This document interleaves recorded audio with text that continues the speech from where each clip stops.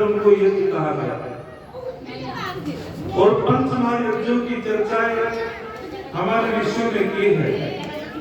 जिन परिवारों में पंच महायज्ञ होते हैं निश्चित रूपेण वे आर्य कहलाते हैं, धार्मिक कहलाते हैं, और जो यज्ञों से वंचित हो जाता है वो पाप का भागी बन जाता है।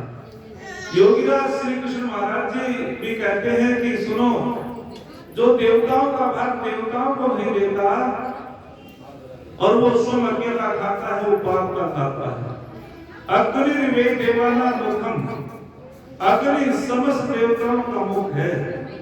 जो भी साकल्य पदार्थ हम इसमें डालते हैं तो हजारों गुना बढ़ा देता है अग्नि देवता और सारे देवताओं को तृप्त कर देता है। कहते हैं कि एक बार एक राजा हुए चित्र और उसने अपने मंत्रियों से सलाह ली कि छोटे छोटे यज्ञ तो हमारे घरों में होते रहते हैं, नित्य यज्ञ तो होते रहते हैं, एक बृहद यज्ञ करेंगे तो बहुत अच्छा। तो मंत्री जी ने और जो उनके सलाहकार आचार्य पुरोहित थे उन्होंने कहा ठीक है राजन, कि प्रजा के सुखों के लिए हमको एक बहुत बड़ा यज्ञ करना चाहिए। तो राजा चित्र ने जब वो मंत्रणा की और सबने जो है कहा कि बहुत अच्छा राजन, तो राजा ने कहा मंत्री से कि मैं पूछना चाहता हूँ उस यज्ञ को संपन्न कौन कराएगा। तो कहते हैं कि उस नगरी के पास में एक बहुत अच्छा आश्रम था, उस आश्रम में एक आचार्य रहते थे। उस आचार्य का नाम अलूस था। बोले जी बहुत विद्वान है, वेदों के प्रकांड पंडित है, यदि इस यज्ञ को संपन्न आचार्य अलूस कराए तो बहुत अच्छा। तो राजा चाहता तो आचार्य अलूस को अपने राज दरबार में भी बुला सकता था, लेकिन इतनी श्रद्धा हुआ करती थी उस समय, राजा स्वयं नंगे पैर जाता है आश्रम में और आचार्य जी से निवेदन करता है कि हे आचार्य जी, आप हमारे यहाँ यज्ञ को संपन्न कराओ, हम बड़ी श्रद्धा से आपके पास आए हैं। आचार्य अलूस ने कहा बहुत अच्छा। तिथि निश्चित हो गई और वे अपने यज्ञ के तैयारी में जुट गए। तो जब यज्ञ की तैयारी में वे जुट गए, उन्होंने सामान सब इकट्ठा किया और उन्होंने तिथि दे दी थी, लेकिन सारी की सारी तैयारियां हो चुकी, यजमान भी बैठे हैं, परंतु आचार्य अलूस की इंतजार है। आचार्य अलूस को कोई जरूरी काम लग गया। उन्होंने अपने ब्रह्मचारी अपने शिष्य बाली के नाम का शिष्य था उसको भेज दिया कि जाओ तुम यज्ञ को पूर्ण तुम कराओ, संपन्न तुम कराओ। जब बाली के नाम का ब्रह्मचारी आया और उन्होंने कहा कि ऋषियों ने आचार्य नहीं आए, बोले जी उनको तो कुछ आवश्यक काम लग गया, उन्होंने यज्ञ को संपन्न कराने के लिए मुझको भेजा है। तो बालिका को उन्होंने जो यज्ञ के ब्रह्मा का पद पे बैठाया, स्थान पे बैठाया, उसने उस पद को सुशोभित किया। लेकिन राजा चित्र बहुत बड़ा विद्वान था। कहते हैं कि वैदिक काल में राजा भी वेदों के विद्वान होते थे और यदि कोई पंडित गलती करता था तो शोक पकड़ लेते। अब तो मामला विपरीत हो चुका है और वे राजा याचिक होते थे।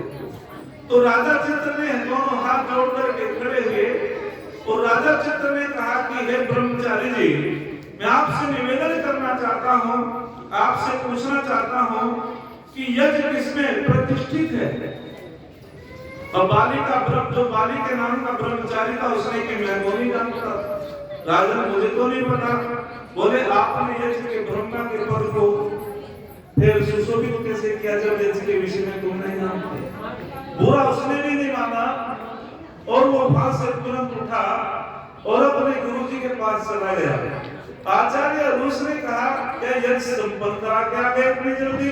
बोले अभी तो शुरू भी नहीं हुआ, तुम संपन्नता की बात कर रहे हो। बोले क्या हुआ कि राजा ने मेरे से पूछा कि यज्ञ किसमें प्रतिष्ठित है। बोले गुरुदेव मैं तो जानता नहीं था, आपने मुझको बताया नहीं। आचार्य अलूस कहने लगा जानता नहीं। यदि मैं जानता तो आपसे मैं छुपाता, और जो सच्चा गुरु होता अपने शिष्य से कोई बात नहीं छुपाता। बोले चलो जो काम था उसको फिर करेंगे, लेकिन दोनों के दोनों गुरु शिष्य चल देते हैं। और जाकर के जब राजा के पास पहुंचे तो राजा ने कहा बहुत अच्छा, चलो भाई आचार्य जी आ गए। आचार्य जी उन्होंने उनका स्वागत किया, अतिथि सत्कार किया, खड़े हुए, आप आचार्य जी आपका स्वागत है। बोले आप तो कह रहे थे कि मुझको कोई काम पड़ गया। बोले हाँ काम तो मुझको था, लेकिन अब क्यों, आप कैसे आ गए? उन्होंने क्या मुझसे जरूरी काम पड़ गया कि जो तुमने मेरे शिष्य से शंका रखी है, प्रश्न पूछा, उसको मैं भी नहीं जानता। राजा ने कहा बड़े कमाल की बात है, आप तो आचार्य हो। बोले हमें, बोले कि मैं जानता नहीं कि ये किसमें प्रतिष्ठित है। तो कहते हैं कि राजा उनका समाधान करता है, और राजा ने कहा वैसे तो जो हम आर्य बंधु हैं सभी कहते हैं कि यज्ञ वेदों में प्रतिष्ठित है, लेकिन राजा बड़ा विद्वान था। राजा ने कहा कि यज्ञ और अध्ययन बहुत था, चिंतन बहुत था, मंथन बहुत था। तो राजा ने कह दिया कि यज्ञ तो वेदों में प्रतिष्ठित है बीज रूप में, अर्थात वेदी तो संदेश करते हैं कि यज्ञ करो। कितने प्रकार के यज्ञों का वर्णन वेदों में है, तो उन्होंने कहा कि ये तो वेदों में प्रतिष्ठित है। अब शंका का समाधान तो हो गया, लेकिन आचार्य ने सोचा इससे अच्छा मौका क्या, थोड़ी सी श्रृंखला आगे को बढ़ाऊं, बड़ा अच्छा है। बोले वेद किसमें प्रतिष्ठित है? तो सभी बता देंगे कि वेद तो ब्रह्म में है, लेकिन राजा बड़ा विद्वान था। राजा ने कहा वेद तो ब्राह्मण की वाणी में प्रतिष्ठित है। हाँ जी, वेद ब्राह्मण की वाणी में प्रतिष्ठित है। यदि विद्वान व्यक्ति जो 4 ऋषियों को पिता परमात्मा ने वेदों का ज्ञान दिया और उन्होंने वाणी के माध्यम से संसार को दिया, यदि वाणी ना हो तो दूसरे को वेद का ज्ञान को ग्रहण नहीं कर सकता, उसको श्रुति भी कहा है। बोले तो ब्राह्मण की वाणी में प्रतिष्ठित है। ब्राह्मण किसे कहते हैं जी? जो वेदों का विद्वान है उसको कहते हैं ब्राह्मण।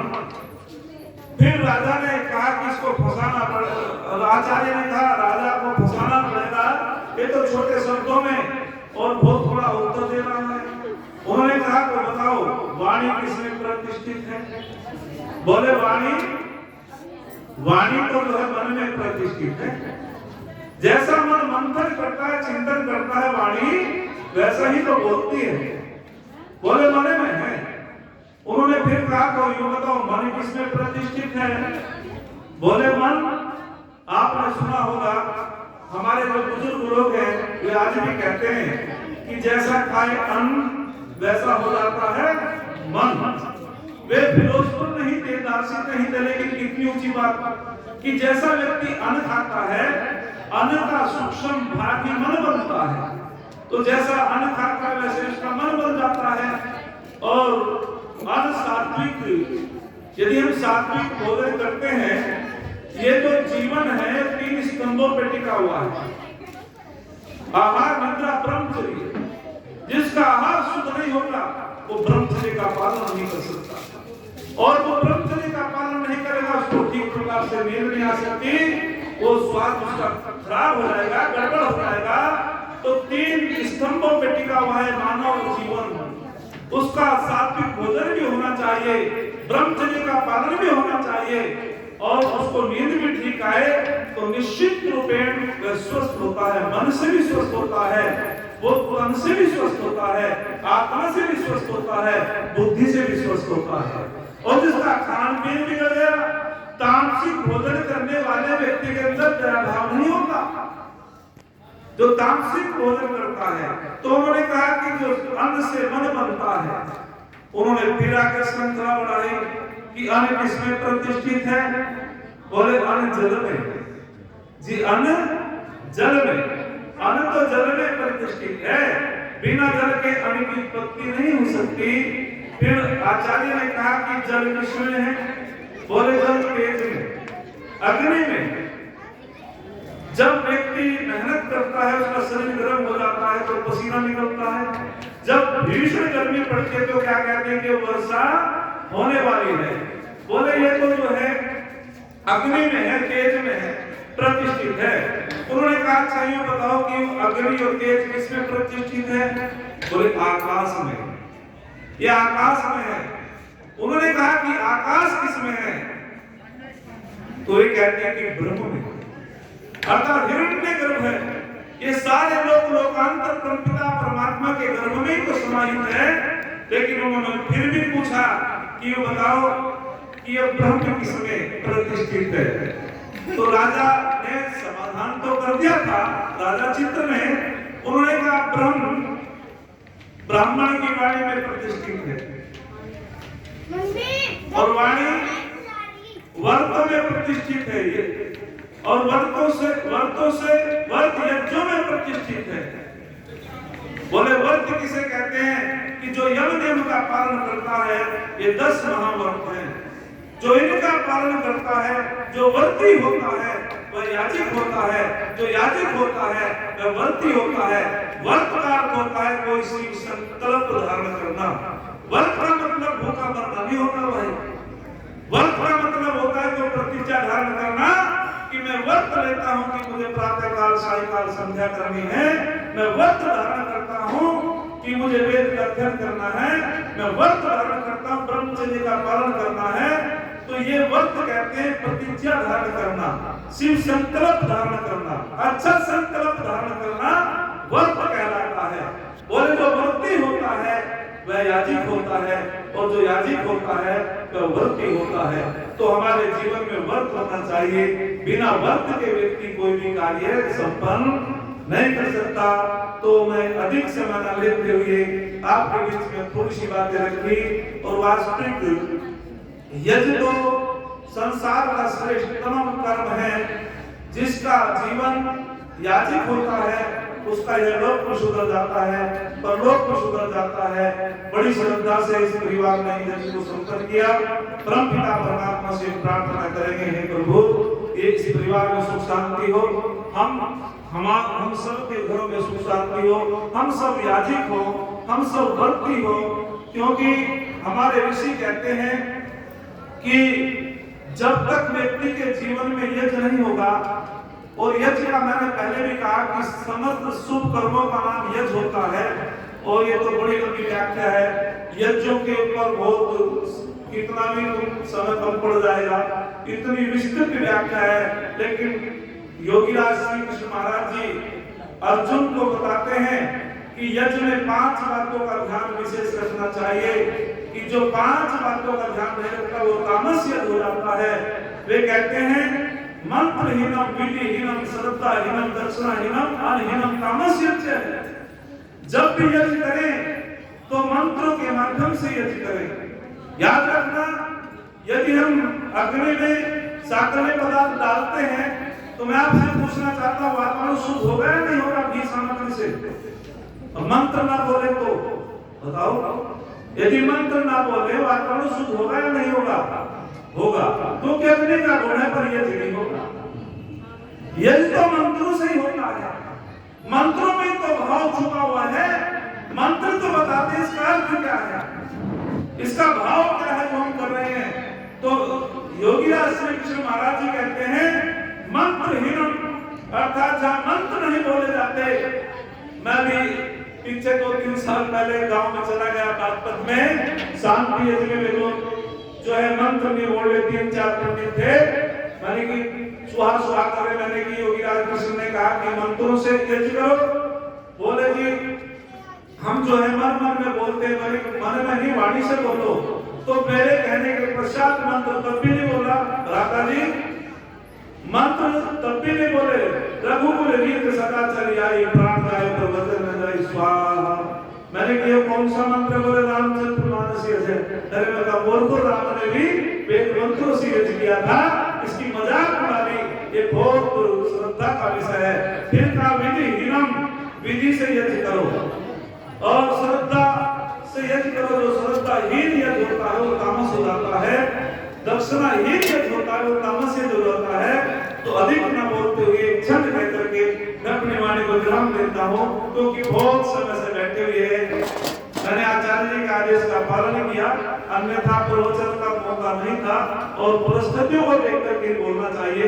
एक क्षण में आपकी सेवा में बोलता हूँ, जिसको मेहनत से बहाना पसीना आता है, जिसको मेहनत से बहाना पसीना आता है, फटा आंचल दुखी दुर्बल पसीना आता है, चाहता है औरों के जीने में अपना जीना, सच तो ये लोगों दुनिया में उसी को जीना आता है, सच तो ये लोगों दुनिया में उसी को जीना आता है।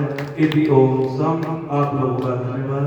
भ्राता जी उत्साह के लिए कुछ धनराशि दे रहे हैं, सचिन छोटे भाई आपका बहुत बहुत धन्यवाद। और सभी को मैं अपना नमस्ते करता हूँ। आप लोगों ने इस कार्यक्रम को सुना और हम सभी यज्ञों से जुड़े। आगामी कार्यक्रम आचार्य जी के माध्यम से। नमस्कार।